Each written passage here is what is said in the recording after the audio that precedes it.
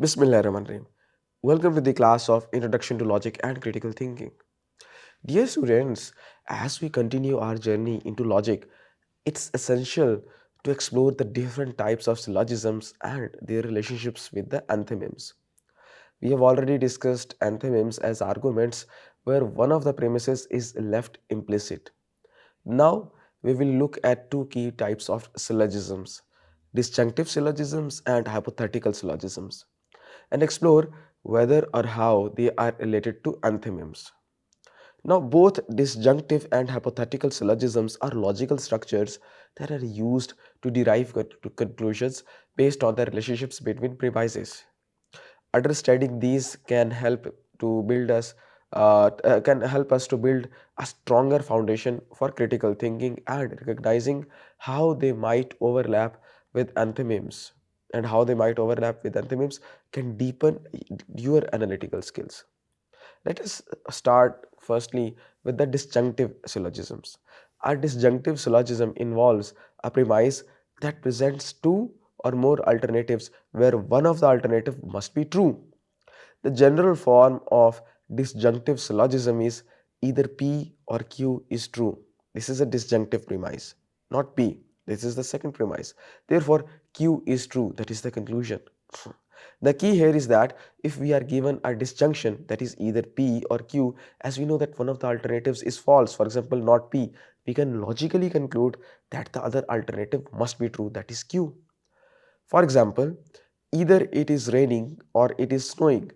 It is not raining, therefore it is snowing. Here, the disjunctive premise tells us that one of the things must be true. Either it is raining or it is snowing. The second premise eliminates one possibility, that is, it is not raining, leading us to conclude that the other option must be true in all cases, that is, it is snowing. Now, relationship with the anthonyms. Disjunctive syllogisms can sometime overlap with the anthonyms in that one of the premises might be left unstated. For example, in the argument that either I will go to the store or I will stay home, I will not go to the store. The unstated premise is that if I do not go to the store, then I must stay home. Here, the assumption is implicitly made, and a missing premise could be inferred, creating an kind of a anthemic argument. Now, in this case, the disjunctive syllogism relies on an unstated rule that there are only two options and they are mutually exclusive, making it feel like an anthemy. Hypothetical syllogisms. A hypothetical syllogism deals with conditional statements, usually in the form of if P, then Q. The general structure of hypothetical syllogism is if P, then Q, conditional premise, if Q, then R, conditional premise again. Therefore, if P, then R. Now, this syllogism basically allows us to link two conditional statements together. If the first condition, that is P, leads to Q and Q in turn leads to R, then we can conclude that P will lead to R. For example, if it rains, the ground will be wet. If the ground is wet, the flowers will bloom. Therefore, if it rains, the flowers will bloom. Here we are linking two conditional premises to form a new one, showing how the relationship between the premises leads to a conclusion about a potential outcome. Now, what is their relationship with the anthonyms?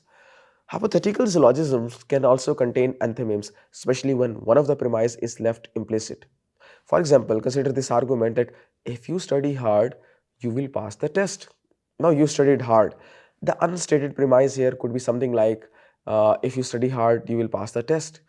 The implicit nature of the second premise in this case makes the argument an antonym.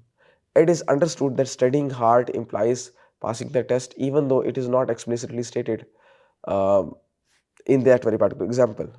Another example of an antonym in a hypothetical syllogism is that if it is sunny tomorrow, we will go to the beach.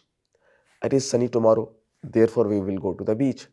While the argument follows a hypothetical syllogism, there is an implicit assumption in the second premise, namely that if it is sunny tomorrow, we will go to the beach.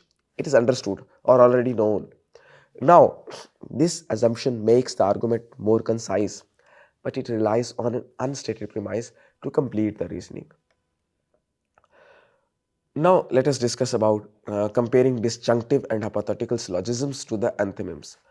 Dear students, both disjunctive and hypothetical syllogisms can be connected to anthonyms in that they often involve implicit premises. In a disjunctive syllogism, there is usually a hidden assumption about the exclusivity of the two options, uh, as in the example of either it is raining or it is snowing. In hypothetical syllogisms, the logical flow often assumes the truth of conditional statements, which might be left unstated or implied. The key difference between a syllogism and an enthymeme is that syllogisms are typically complete logical structures where all premises are explicitly stated, while an enthymeme deliberately omits a premise, assuming the audience can fill the gap. Both, however, rely on certain assumptions and shared knowledge to work effectively. Now, to conclude, disjunctive syllogisms and hypothetical syllogisms are both formal argument structures that can sometimes overlap with the enthymemes. While syllogisms are generally complete logical forms, enthymemes leave certain premises unstated, relying on the audience ability to infer them and understand them by themselves. In practice, syllogisms often involve assumed or implicit premises, which is why they can sometimes be understood as a type of enthymeme. By recognizing these relationships, you can better analyze and construct what arguments to be made. Whether you are dealing with a formal syllogism or a more conventional enthymeme, it is important to consider the assumption behind each argument and how these assumptions might influence the conclusions drawn. Understanding the kind of a sensitive interplay between these types of reasoning is powerful tool for sharpening your critical thinking skills. Thank you for your attention, and I look forward to seeing you how do you apply this understanding to your logical analysis in your day-to-day affairs. Thank you. Allah Hafiz.